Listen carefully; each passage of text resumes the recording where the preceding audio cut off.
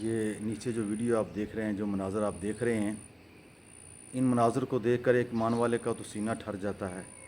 اور ایک ایمان والے کو تو پہلے ہی کامل یقین ہے کہ یہ میرے رب کا نظام ہے اور یہ بہت بہتر نظام ہے۔ لیکن آج میں اس کے ذریعے سے ان غیر مسلموں کو بھی دعوت فکر بھی دیتا ہوں اور دعوت ایمان بھی دیتا ہوں کہ آئیں دیکھیں اتنا بڑا نظام، اتنا بڑا ڈسپلن اور اس طرح اس پہ اوپر پورا کنٹرول، یہ بغیر خدا کے نظام کے نہیں ہو سکتا میرے بھائی۔ لاکھوں انسانوں کا اجتماع ایک جگہ پر، پھر ایک ہی طریقے کے لباس، ایک ہی طرح کی ادائیں، ایک ہی طرح کے کام، اور سارے کے سارے جھکے ہوئے اللہ کی بارگاہ میں۔ کوئی یہاں بد نظمی نہیں، کوئی بد انتظامی نہیں، کوئی یہاں پر ایسی لوٹ مار نہیں۔ لاکھوں انسان، 50 سے 60 لاکھ انسان کا اجتماع ہے، اور الحمدللہ کس طرح سارے ایک یکجان ہو کر ان کے دلوں کے اندر